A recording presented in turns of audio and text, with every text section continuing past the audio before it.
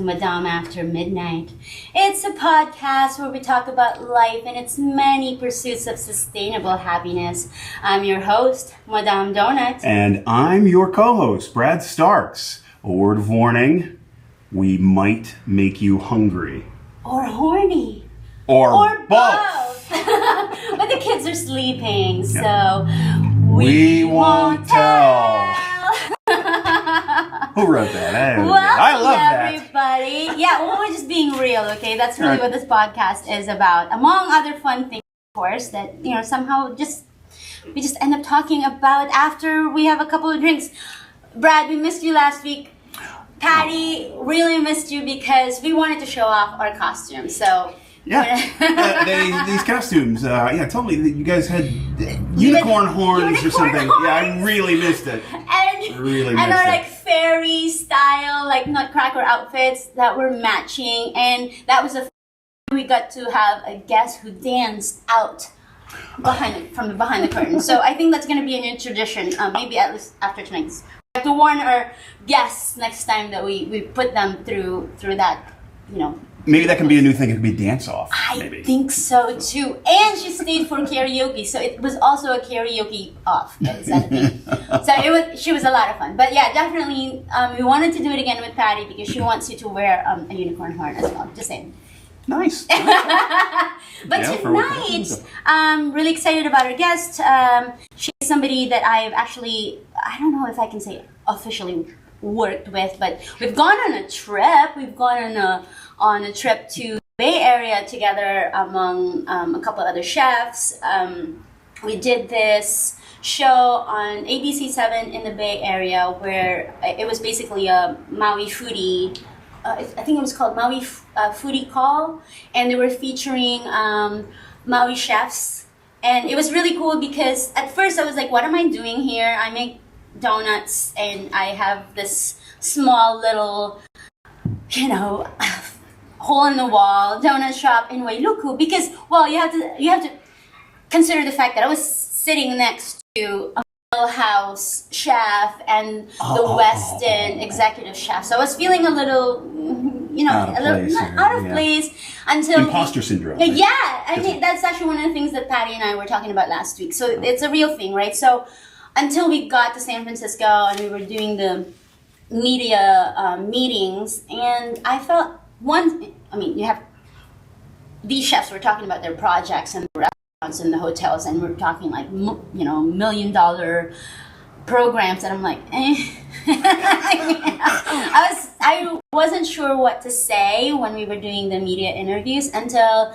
Me, I start talking and I don't actually stop. That's actually my problem. And it's a gift. So we started talking, and then I found that actually what I do is quite interesting because I was basically representing something that's unique in the food scene on Maui that we wanted to put out there. So after maybe a couple of meetings, I was like, I got my mojo back, and that was such a fun trip to San Francisco. But I think we've agreed that you have a more beautiful speaking voice than I do. So if you may, Mr. Brad Starks, will you please introduce our special guest? All this pressure. Leanne Pletcher is our revered guest this evening. And as a graduate of Notre Dame, fully graduated. I checked that out on LinkedIn. So she's got the diploma to prove it. But before starting her work at Maui's Visitors Bureau as the director of public relations, she used to work at the Hilton under the same title, I believe, if my research proves out. She also used to work at the Maui Chamber of Commerce for a number of years. Correct? No, that's not. Dang it! Oh, I'm gonna go back to. I'm gonna sing an angry letter to Wikipedia. But one of the other facts, in working sort of like at the Maui's Visitors Bureau, is having to deal with millions and millions of incoming tourists and visitors, not only from the mainland but worldwide. I have you fact check me on this as well. Nearly 2.3 million visitors set foot on the Valley Isle last year. Not as many as 2019, but perhaps just over 1.5 million more than in 2020, according to statistics released that I was able to pilfer from the Department of Business. Even through the pandemic, Maui continues to be the jewel of the Hawaiian Islands, and as such leads the way in teaching all visitors the importance of sustainability, culture, and the art of giving back to this island paradise. I've also done some asking around to a couple of friends of mine that work in the Commerce Department on Oahu, and all of them say that they would love to have your job, so watch yourself. So, welcome to Madam After Midnight, Leanne Pletcher. Well, thank you for having me. This is such a delight, such a wonderful time that I'm going to have with the both of you. I can tell already. Thank you. It's so fun because I love this podcast because I make it an excuse to catch up with. We haven't actually gone out for a drink in a while. Yes, it has been a long time. We're making up for this. Cheers! Yes, Yay! You can't be on this. You can't be a guest on the show and not have a drink with us because this is actually a trick. We're trying to loosen you up a little bit. Truth be told. Yes, Hopefully, you'll divulge. Trying to get embarrassing information on the company. You're safe. Everybody's probably watching because they want your job just in case you say something. Right. No, I'm a very coveted position, no doubt about it. So how's it been? It's been a while. Yeah. I know. I think we kind of bumped into each other on that trail. Yes, by on a where hike. a couple of months ago, which was great. Always great to see you. Yeah. And no, I'm just so excited that you're still like forging on, despite the challenges that the islands have had. And so, but no, it's been a true journey is all I can say since I've just been in the position 5 years, but it's been an amazing, sort of, as again I said, journey. In terms of the first part, yes, we had, quite a few visitors coming in and always promoting, everything that we could about the island. And then with the pandemic, we totally switched gears. But even before that, we were starting with the regenerative tourism. Exactly. We were talking about that. Yeah, because we had our Kuleana programs and we had the Foodie Call program with you. We were trying to showcase local products and local people and the businesses like yours where you're supporting people that are on the island and trying to get that word out. So that, through the pandemic, actually really blossomed for us. That was we just shifted our entire focus to the Malama, to be able to give back to the community and all these great people like you and organizations that are truly, from the community and for the community. So that's just been, I feel very blessed to be a part of all of this and still be here. I mean, it was kind of rough. I mean, I'm sure I have a gazillion stories I could tell about when the whole quarantine process. I mean, we were a big part of that. Yeah, actually, before we move into, I really want to talk about the programs from Maui Visitors Bureau. But if you could just give us briefly the mission of Maui Visitors Bureau and what you're all about. Oh, sure. So for Maui Visitors Bureau, our real purpose is to market Maui, Molokai, and Lanai to the interested visitor coming to our islands. We're under the umbrella of Hawaii Visitors Convention Bureau and under Hawaii Tourism Authority. So we get a lot of our direction from those entities. But for our islands specifically for Maui Nui, we have our own culture, we have our own, personality for all the islands. So a big part of what we do is to communicate that to visitors coming in, as well as now our mission is to find a way for the community and the visitors to get along. So that's our regenerative tourism initiative, and bringing in that mindful visitor that's going to want to give back when they come. And it's not so much about the numbers anymore. I know you mentioned our numbers have been, still high, comparatively to I think even the other islands, but that's not our focus at this point. Our focus is to get the people here that are going to want to give back and go to companies like Donut Dynamite and help those people, get their feet back on the ground. Right.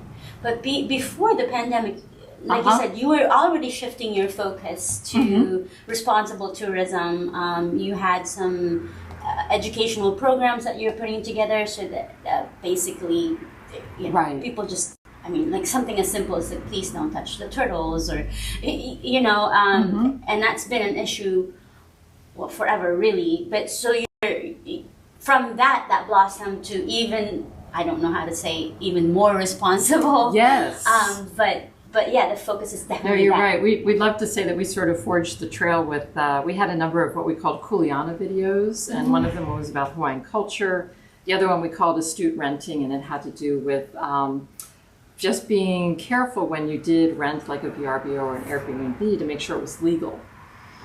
We called it astute renting, and then we had one about ocean safety, and then also about ocean health. In terms of not bringing or not leaving your plastic bottles behind on the beach. So we were doing this, and we started this in probably 2019. And then we're able to just really expand on that, into this Malama. So you're right. We were very much on that path. Yeah. I saw some of the posts on, being responsible with not just obviously leaving your plastics, but being more aware of the kind of sunscreen that people use. That's a big initiative for us right now. Actually, one of my colleagues, our destination manager, she's working on the Destination Management Action Plan, which is a whole different conversation. I'll have to bring her in sometime to chat with you. But one of the initiatives there is about teaching people about the reef safe sunscreen law. And for Maui Nui, there's also the component to that it needs to be mineral based. So that's a big part of our education on our social media platforms. So now it is a law, though, right? Yes. So correct. So it's not just like an idea. You feel like it. Right. For the state of Hawaii, you are supposed to be using the reef safe sunscreen. And a lot of our partners offer it. A lot of the hotels, a lot of the ocean activities, you'll find it on their boats. Yeah. We are doing a program that is going to have the raw elements, reef safe sunscreen in dispensers at like 26 beaches throughout Maui Nui. Wow. So that's in progress now. We haven't quite launched it yet, but and we're is working that on that. funded then, or people gonna? It's no, they can use it for free. So wow. So it's funded behind it. Wow. Yes, that's huge. That's a very smart initiative, because you figure if there are tourists who, if they're lucky enough to sort of bring like whatever's allowed sort of like on board, or they pack away and sort of like bring to like their hotels or whatever, just having a website that not only explains to them what the new rules are and what best products are, but then if people just show up at the beach and they're just like, oh gosh, we have the wrong stuff, and there it is at the beach. There it is, It's right? perfect. Right. Yeah. Oh no, it's perfect, and we do try to encourage them through those social media posts to buy it when they get here too. Yeah. So there's a number of like startup companies with that are making it.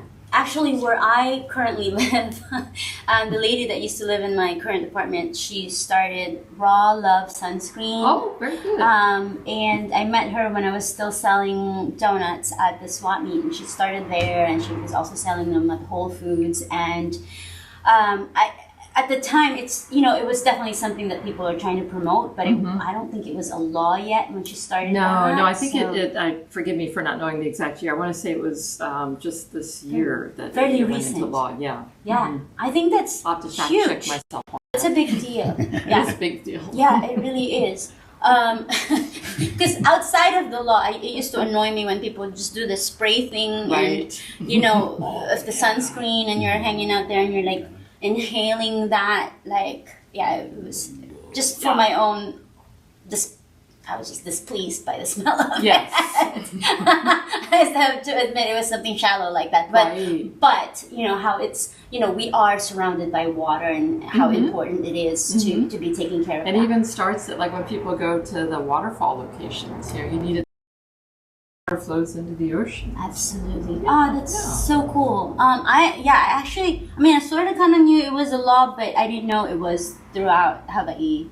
So It's a Hawaii state law now. we're really cleaning up. So that's awesome. And then, what other educational programs do you have now from Maui Visitors Bureau? Because I remember before the pandemic, you were talking about basically like forgot what you guys called it, but basically almost like when you go to Hana, that you had like this whole almost like a Right. I don't want to call it 10 Commandments of Hana, but basically Yes. No, was it that? You're right. We're calling it's right. We have sort of a code of conduct Yes. for Okay. the code to go to the road to do the road to Hana. And yes, since the pandemic, there's a lot of sensitivity about going to Hana. So now we encourage people to go with an outfitter that let them do the driving.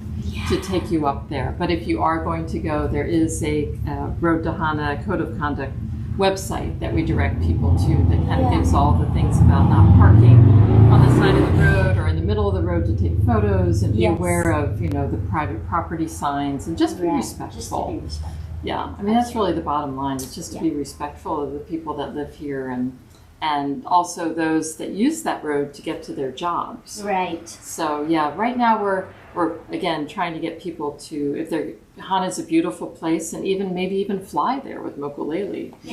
Is the other option. It's a beautiful. Absolutely. It's like taking a helicopter tour. It's just spectacularly beautiful. See it from the air.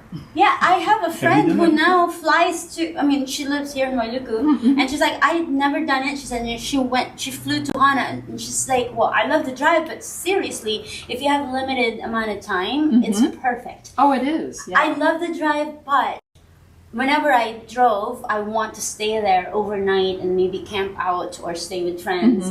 But if you only have a day to spend in Hana, it's a different experience altogether, and it eases the traffic because, like what you're saying, if we can have the tourists and the locals kind of at least meet halfway, because that's become a huge issue. Has always been. But I feel that it's come to the forefront now. Yes. Right. So, what are you guys doing with? So the destination management action plan is a big part of that. There's a lot of components to it where they're developing like advisory committees on each island to come up from people from the community to come up with ideas on how to improve that relationship between the visitor and the community, and then. We also have a Malama Hawaii program that's statewide, and that is Hawaii Means to Give Back. Right. So with that, there's a number of our partners that are offering activities where you get to help plant native Hawaiian trees, like reforestation projects. There's the Lahaina Restoration Foundation where you get to go and help restore some of the artifacts that go into the museums. And so there's, and then a number like Hipuku Olawalu, where you learn about the culture of Hawaii there. And then also there's a lot of weeding involved. And for that, we did come up with a really cool. Yes. Leanne brought me a gift. And this is one thing that people who get involved in Malama Hawaii gets. Yes, right? yes. So there are these wonderful gloves, or like, garden gloves. And so and we have found, I have done a number of the projects on Maui, Molokai, and Lanai of our Malama Hawaii partners where we get to go out and just be in these beautiful locations that not everybody gets to see. I mean, it's Koa Forest, it's along shorelines on Molokai, and you get to go and get rid of basically eradicate the invasion, and then you get to plant trees. And one thing we did do up at the Skyline Conservation, they have a conservation project where they're replanting this entire forest where it was eucalyptus trees. Are you talking about upcountry? Upcountry, where where the skips, there's zip lining. Yes. So behind that. And we had planted a tree. Actually, this was pre-COVID. We did a program with one of the golfers that was here for Century Tournament of Champions, Lanto Griffin, and we were doing a TV spot with him and his now wife to show the zip line, and then afterwards they planted an ohia tree. And this was back in 2019, and I was just back there in March. I was some journalists, and Joe, the one in charge of this conservation project, said, Leanne, here's the tree that Lanto planted, and it was this huge, like ohia bush now, and it was only, 3 years ago. So it was so nice to see that. And one of the journalists that was with us had planted a tree like 4 years ago in the same spot, so we found her tree. And so that's, that's a big a real rewarding experience for these folks, to get to see that. And tourists can get involved. Oh, yes, and that's locals what it's can. about. Yeah, tourists and well. local. And the benefit for the tourists. I mean, I want to use these. Yes, well, those are all yours. The nice thing with the tourists is that there's a number of our hotels that are also involved. So if you do one of these Malama activities, you get to, they offer incentives like a free night stay or a resort credit, or some of the partners like Red Line Rafting. If you do a beach cleanup, and that's another aspect I should talk about, then you get a discount on their activity. But Pacific Whale Foundation, they have it's called a coastal marine debris monitoring program. And that's where you go, and they give you these special bags, actually, that are from Maui Brewing Company. And you just comb the beach and you find anything that's plastic or garbage and you put it in these bags, and then you can throw those away or take them to the recycling. And so and that's get really cool. get free beer? Or? You might. I'm just Just put it out there. sneaking in like a request. No, totally. I mean, Yes, you're that's pay right. Free me. beer. But no, Maui Brewing Company is a big supporter, so so they're it's, amazing. Actually, they do a lot for the community from the get go. Since forever really, but during the beginning of the pandemic, that they were actually produced since they they've got a very sustainable mission going on over there, which is fantastic. And how the way everything is set up, that they have their solar power. I mean, they really invested in from since they built that one in Kihei. It was really meant to be super sustainable. And some of the visitors that I've been with on some of these Hawaii experiences, some of them are like Rotarians, there was a family of Rotarians from Canada that was on the last one I was on Lanai, and they just said, hey, we found out about this, and she said, I just love to serve, so this is like a highlight for our trip. And I have found that people that do experience it, because they get to meet the locals, they get to learn about the culture and give back. I mean, that's probably so much more memorable than sitting by the pool, with a Mai Tai, that it's wonderful to do that too. Don't get me wrong, because I know a lot of people save their whole lives to come here, so we don't want to deny them that, but it's something that really sticks with you. And maybe the best part of it is that when you go home, you might do the same thing, right? Back in your own community. So That's true. I love that. True. That's just such a great story. One of the things I wanted to kind of ask you about in that, looking at the website, it's just so complete. And one of the things that I found since, I mentioned like before the show, about 7 or 8 years ago, Tor Johnson, great photographer from Oahu, got this huge campaign to shoot all of these beautiful pictures, and I was lucky enough to get hired as a model for that. And I rediscovered him. I completely forgot about it. Well, thank you very much. They were looking for Denzel Washington. Oh, right? yeah. They saw you and it's like, oh, man. They call me Chocolate George Clooney. Hopefully, but one of the great things, I mean, I've been lucky enough to sort of witness the evolution of how complete the website and how informative it is now. One of the things I have to mention and just give you a standing ovation, would love to get your feedback on, is the great video pieces that you guys have on there that just capture everybody's attention. I mean, there's beautiful drone footage with just Hawaiian chants over it that just go and then Nolani Lee talks about aquaculture and this actually just this beautiful storytelling in the form of video and her narration of why it's important, what fish ponds are, and how they and then of course the Rick Barboza piece is just one. It's sustainable farming, and he's out there, and just how exciting that must be. And I'm wondering if you guys saw a boost jump in sort of visitation once those pieces got. I think you're right. Those videos are amazing, and I've been very fortunate to meet Noelani, and that's over on Molokai, the Ka Honua Momona program, and she's just such a wonderful spokesperson. But I think with those videos, being out on social media and inviting people to go to the website, the Malama website to see those. I think we've had a nice uptick in the amount of people participating in those Malama programs. And again, we're really targeting that mindful visitor to come visit and be a part of all of this. So you're right. And we actually produced for the county council here in Maui, came up with this Malama Maui county. So we were able to produce a video for that too, which you'll find on, it's called MauiTourism.org website that has all of our Kuleana videos as well as that one. And we have a number of people from all the islands that basically recite this entire pledge for us on the video. So that's been really popular too. So while we love this and we really appreciate, do you actually get any negative feedback at all? Because I just right.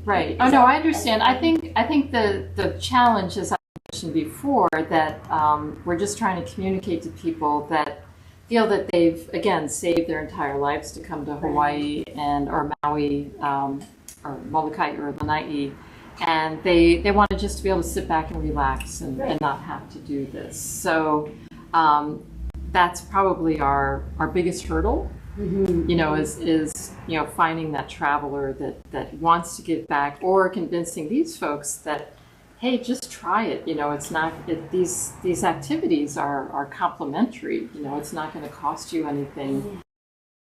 And especially if they have families, the kids, that's so fun. And then there's another activity too that the Hawaii Wildlife Fund or the Hawaii Wildlife Discovery Center they have their center over in the Whalers Village, but they do like the Honu watches when the hawksbill Honu or turtles are hatching, but they do a lot of the beach cleanups, and they take all those artifacts and the kids make artwork out of it. I saw a picture of that where basically the option is you something about how sea garbage.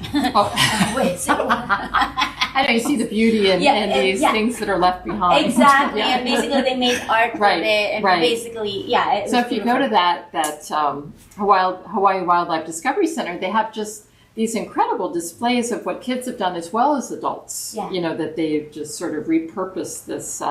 So that but that's the biggest challenge, is finding that mindful visitor or converting the person that just wants to come and just relax and so. and like you said, they deserve that. Everybody works so hard, and they save all their lives to come to Hawaii, and it's great.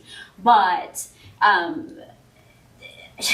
do you convince somebody who thinks that they're all they want is to be served their Mai Tai while they're poolside. But it's such just even from when I got to work with you a couple of years ago, it's such an enriching experience to people that really know the land and know how to, like you're so resourceful with everything that people bring you, these donuts, they're incredibly delicious.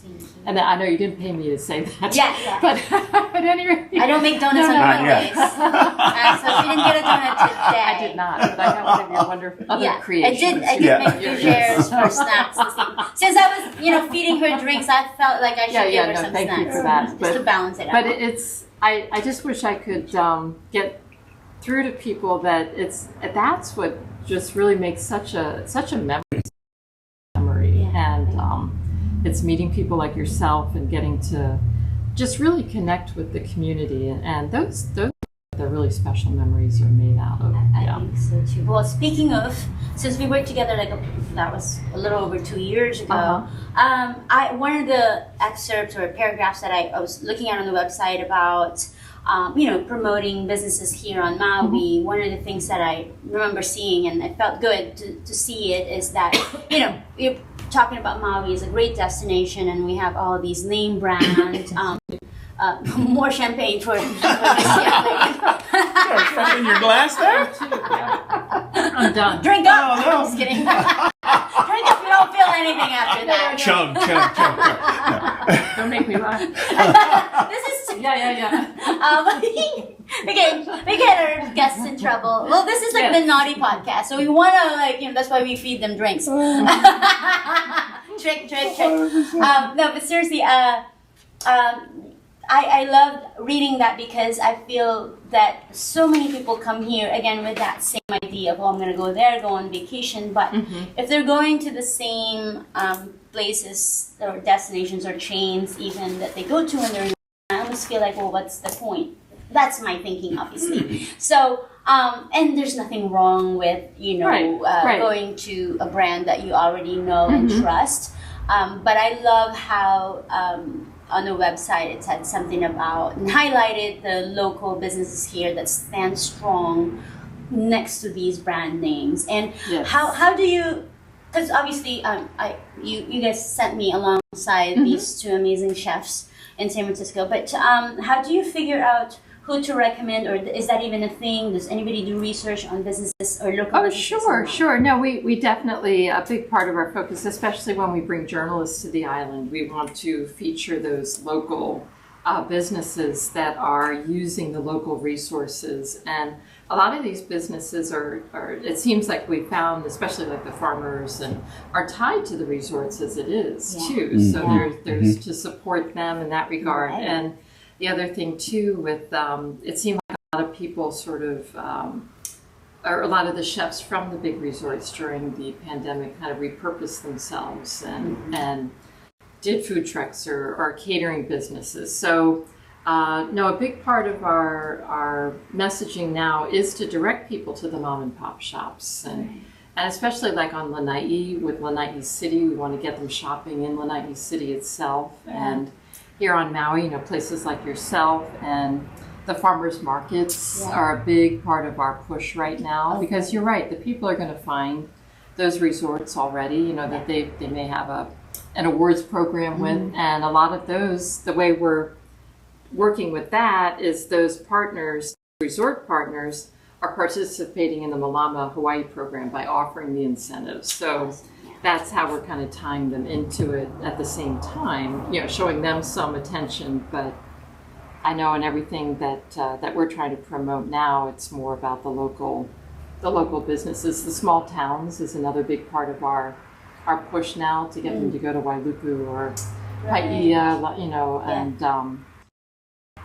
and whatnot. And the food truck courts certainly the food trucks have certainly exploded too. So through all of this, I had a question sort of regarding kind of like that idea. I mean, when you, as a public relations and marketing guru that you are, when you talk about trying to sort of like turn the spotlight, say like on Wailuku or sort of like the lesser known places, as opposed to like Merriman's or Gannon's. I mean, everybody knows about these places. What would you say, without giving too much away, certainly, what would you say is your approach? I mean, do you try to find specific sort of great personalities that people can sort of like hook on to come to those places? Or, no, that's a big part of it. Definitely is the personality. It was like Madame Donut, it seemed like just a natural, tie-in with that one program we did.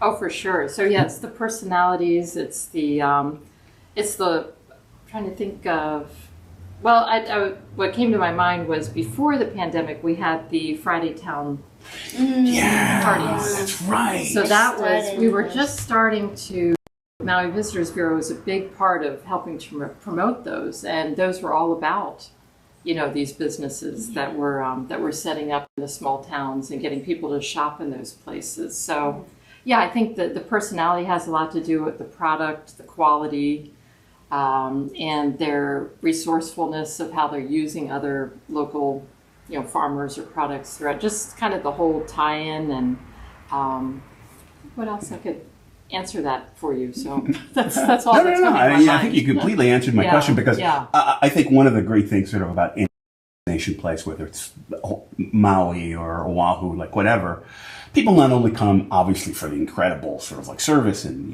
eat at like some of these great sort of like restaurants, but it's meeting someone like Madame Donut, like in person. One of the things that I take great pride in is that I had mentioned to her years ago, I was just like, you got to get ready, because I was just like, you're such a standout personality.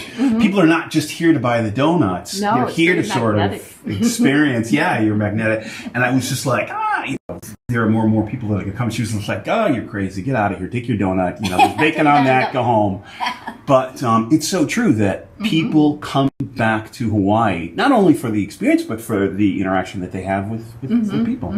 Oh, no doubt. Connections. Yeah, that's what it's all about. And it's the storytelling that you hear, especially with like the Hawaiian culture, the people that are the cultural specialists. And so that's a big part of it too. Yeah. How do they impart that education about the culture, at least in your programs? Oh, so I've seen the videos. Right. No, the culture again, like the cool video. When a lot of these Malama partners are very rich in culture, like the Kipuku Olawalu or the Kahonua Momona on Molokai, the Lahaina Restoration Foundation.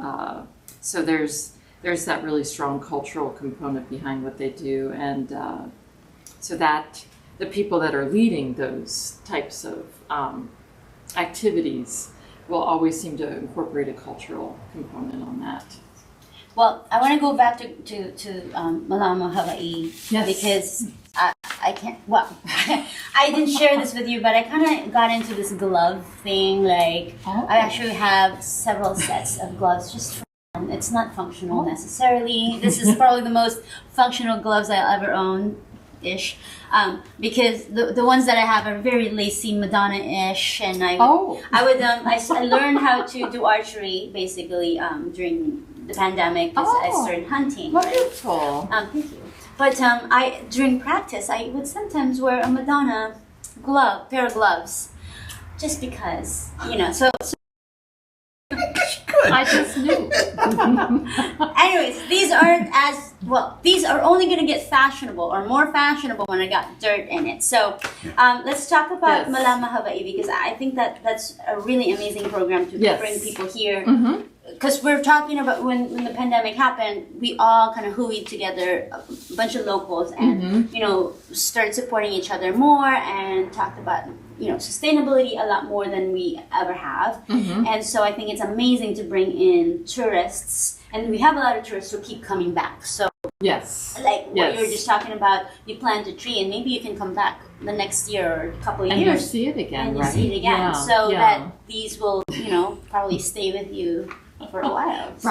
Right. No, that's a big part of it. Like you said, as we were coming out of the pandemic, and we wanted the people that were coming to be really sensitive to what was going on in the community and be able to help to give back to it. So hence the Malama Hawaii program blossomed through Hawaii Visitors and Convention Bureau and Hawaii Tourism Authority.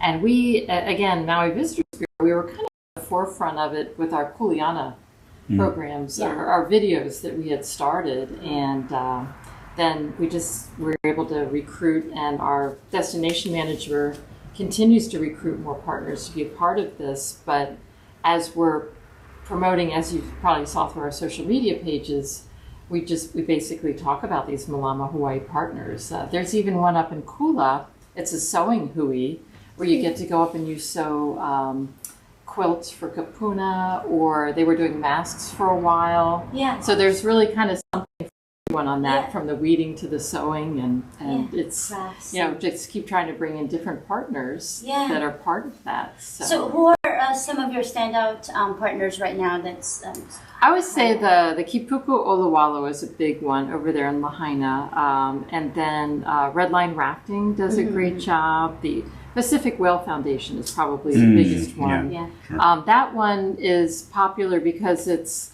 something you can do. It's like a self-directed beach cleanup. So you can get the bags from the Pacific Whale Foundation headquarters, and then you can do it, on your own, as opposed to like setting up an appointment or an activity with these places. So that one has been, I think, in 2021, they collected close to 70,000 pieces of, art or debris on the beaches. Because when you collect it, you fill out a data collection sheet, which you send to the Pacific Whale Foundation. So that's the one that's been the most trackable so far. That's but again, like I said, with the one conservation, Skyline Conservation, you can see what's happening by all the trees that are starting to really blossom. That is so awesome. So yeah, that's been really our messaging, is to target that mindful visitor when they come, to be able to give back to the community, and that's what we're all about. But I love that option to just, like you said, a self-directed beach cleanup, because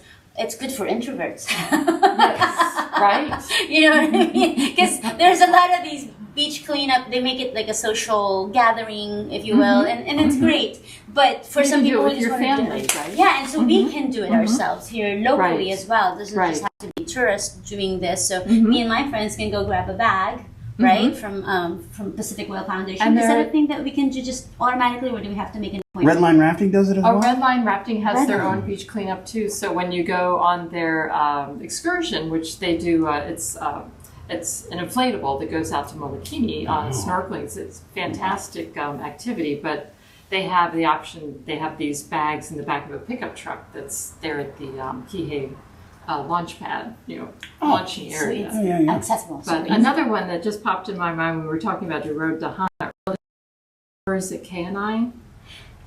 So when you go to K&I, where the Auntie Sandy's banana bread is, if you go back around there's a big park there. There's the farmers of K&I there, and they're growing all sorts of taro and whatnot for the Hana community.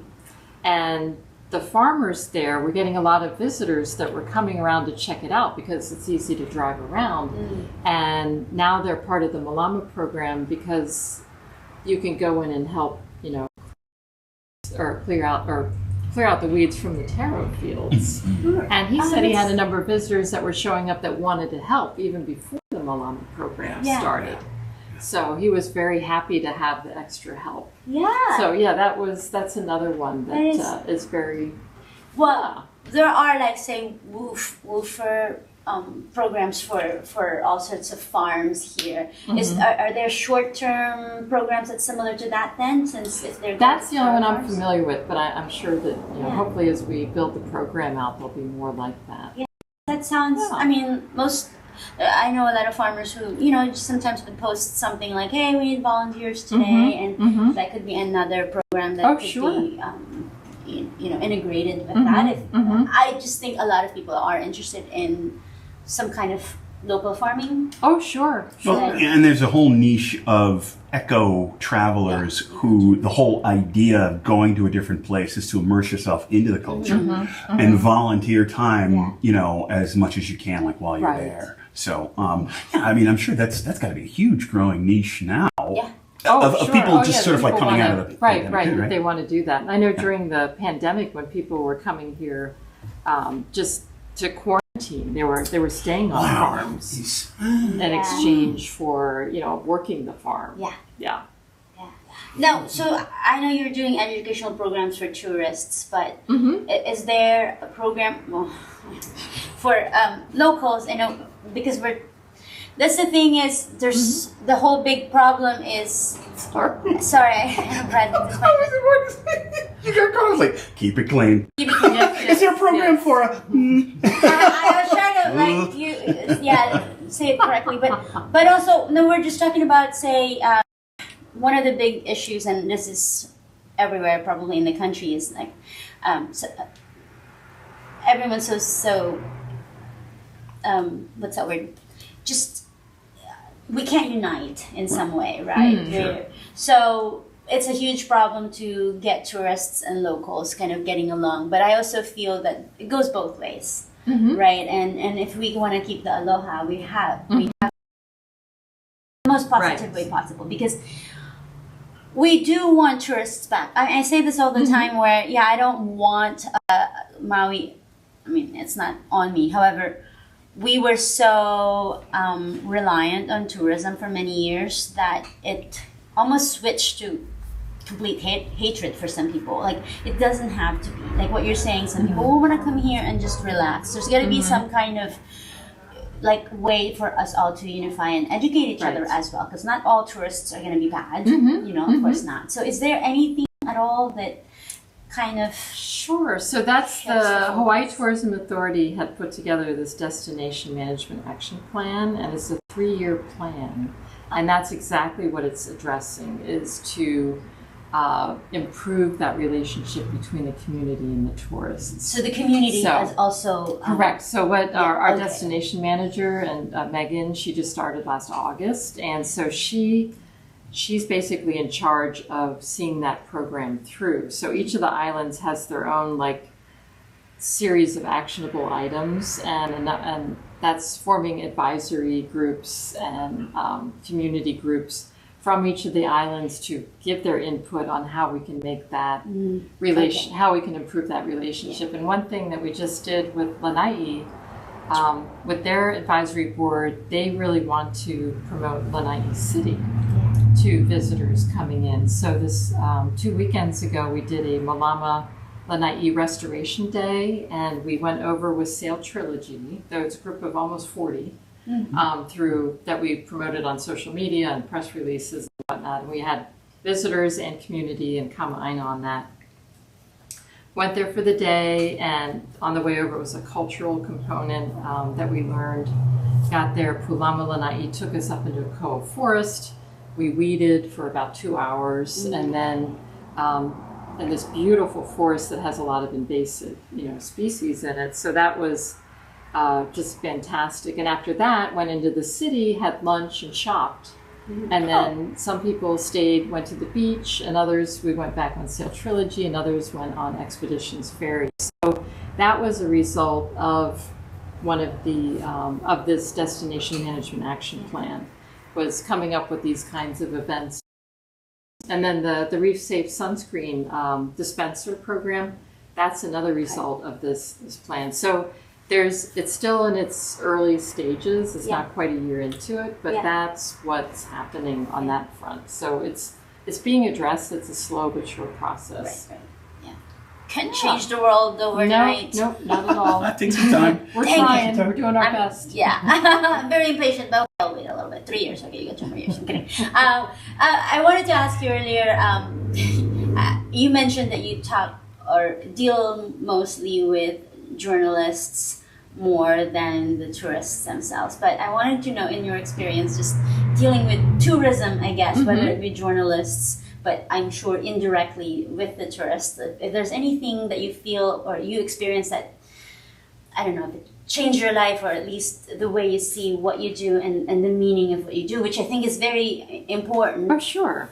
Sure. You personally being in the industry. Oh, sure. I think that having gone through, the last couple of years, still, our role at the Visitors Bureau shifted dramatically, where we were helping out with the visitors who were still coming and going through the quarantine process, and they were coming for a number of reasons, anywhere from seeing family to taking care of properties and whatnot.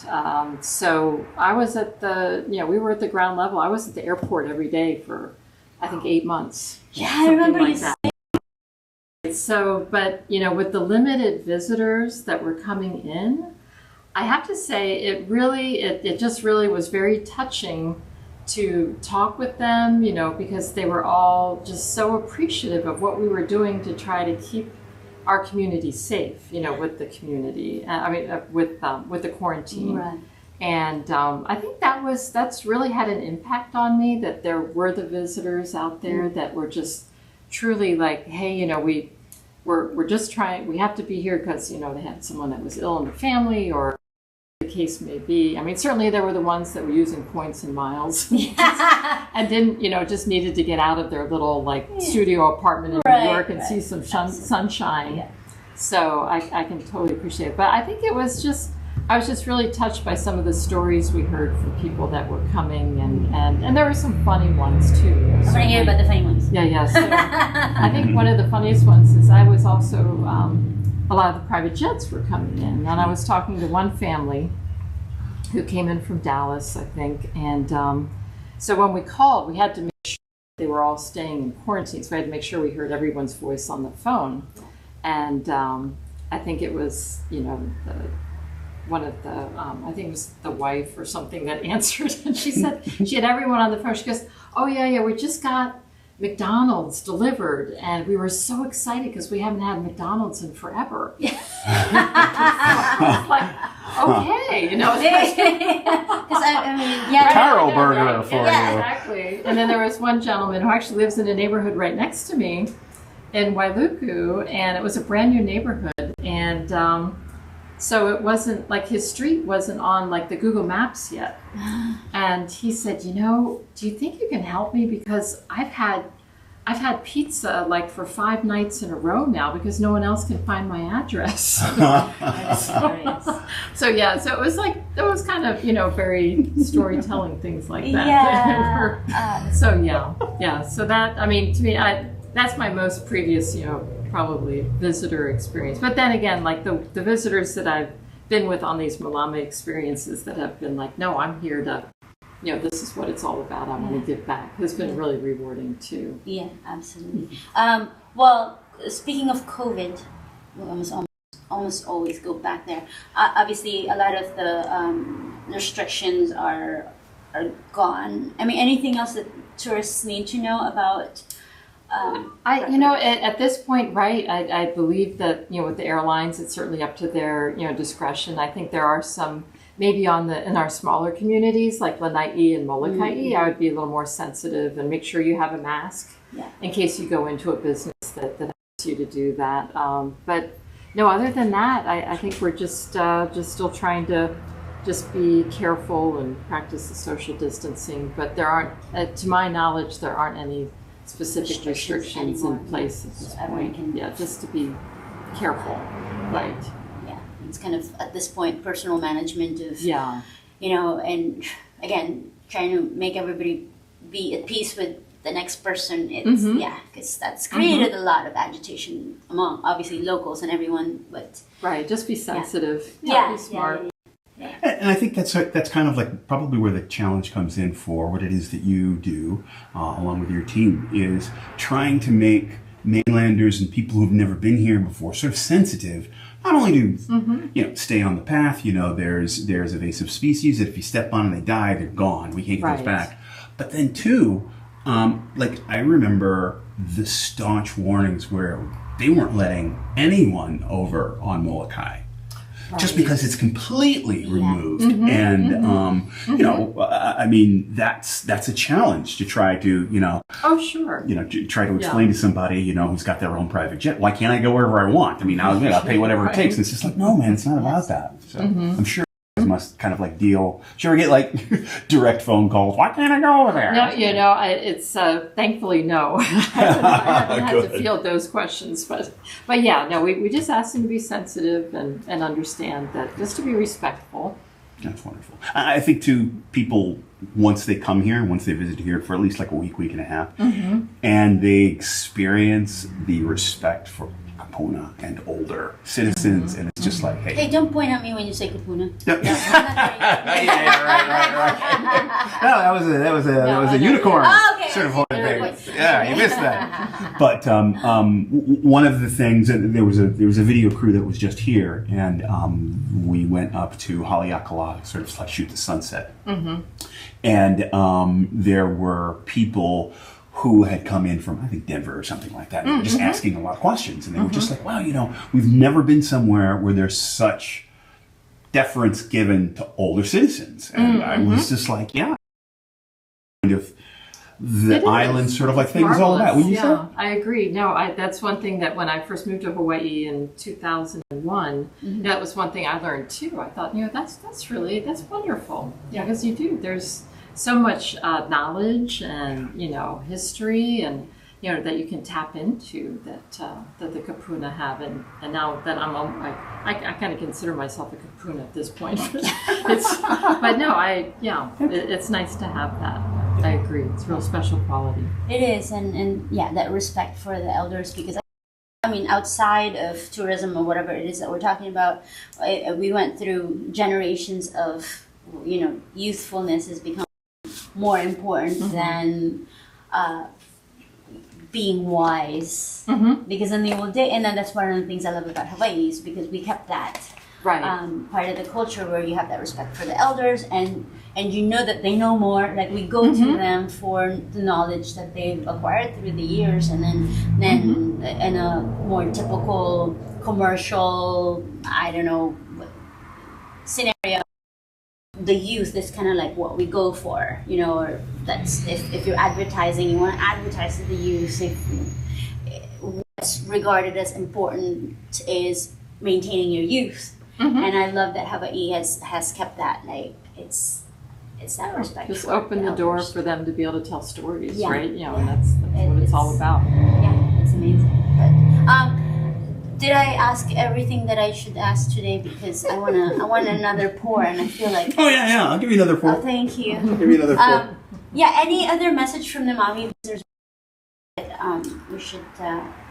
Boy, it seems like you covered an awful lot. No, just so thankful to be on the program and have the chance to chat with you. Yeah, and catch thank up. you. And Yeah, you missed yeah. that on the on your own dance I did. dance Next time. entrance, because Yes. that's kind of a thing now, and I think I didn't warn you about that, so That's all right. No, next time I'll see if I can stay up later. Yeah. yeah, and get our dance in with our We'll come with some Before we updates. let you go, could Yeah. we We're not ask letting you to go sh- ever. Oh, no, I'm just no, kidding. no. Yeah. You're in now. You're indoctrinated. We got you. I was going to ask you, could you share maybe 3 things that you hope mainland newcomers that come here for the first time, like what they could be mindful to think about while they're Right. here that you think, and it doesn't have to be 3, it could be 4. Oh. I'll give you an extra one. Oh my goodness. You know, I guess one hope is that they get to really experience the aloha spirit. That's what really captured me the first time. Actually, when my first visit to Hawaii was to and landing in Kona. And when you fly into Kona, it's there. You basically you walk outside. When you walk down the steps and you're outside, and I just felt that.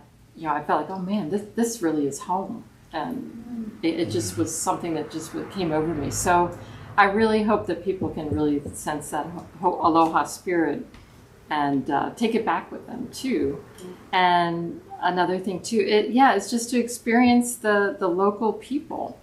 I mean, that's what makes this place truly special.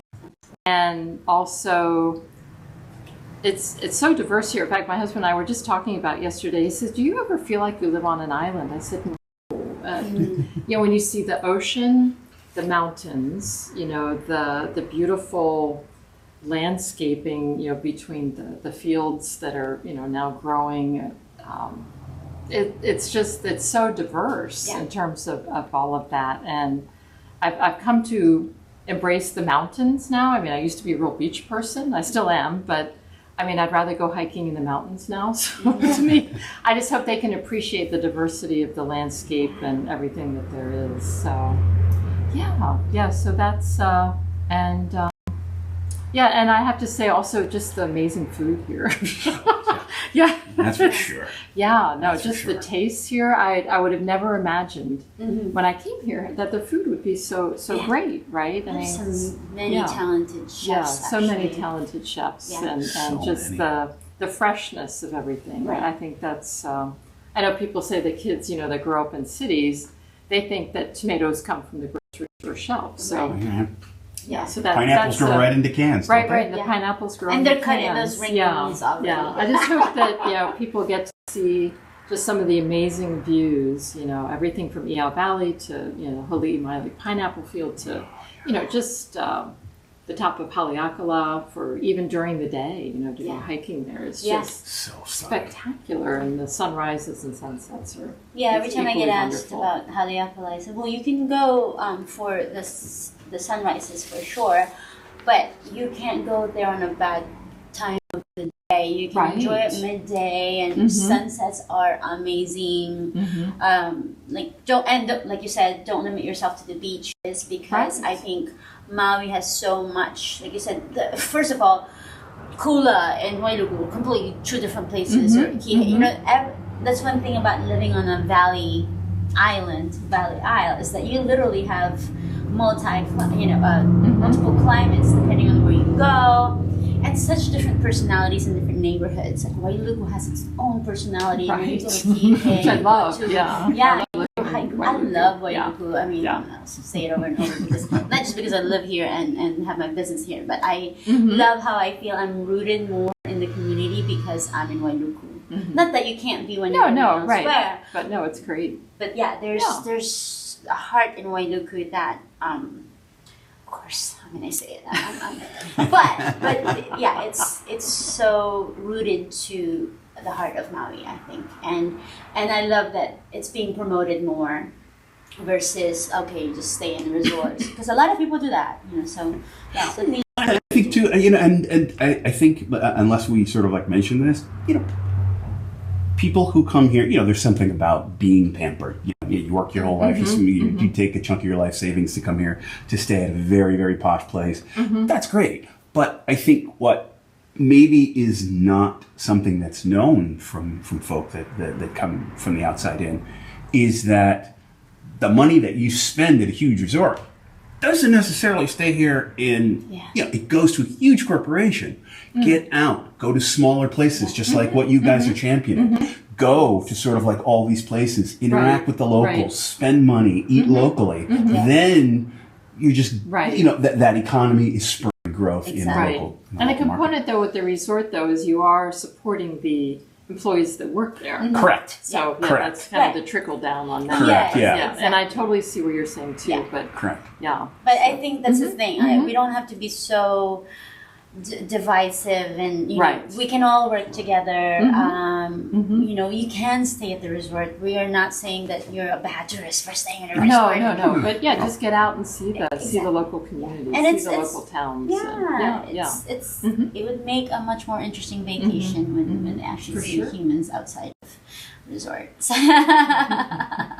Exactly. I saw a crazy lady who makes donuts with colorful hair. I mean, I have tourists who come here regularly every year. Oh, I believe it. Then they come here when they're here every Saturday. They're here for the whole duration of their stay here. So I love it. Yeah, thank you, because I that's when they connect with the locals. That's when it becomes second home to them when they're coming visiting here. So it's no longer just like, I'm just visiting and looking at the scenery. It creates relationships so that when they come here, they truly have a home when they come here, and that's I think what it's about for a lot of people. So, but thank you for what you do because we do need spokespeople of Maui, and it's a thing that we want to get going. Tourism is something that we need to kind of get back and get it going again because it helps small businesses like mine.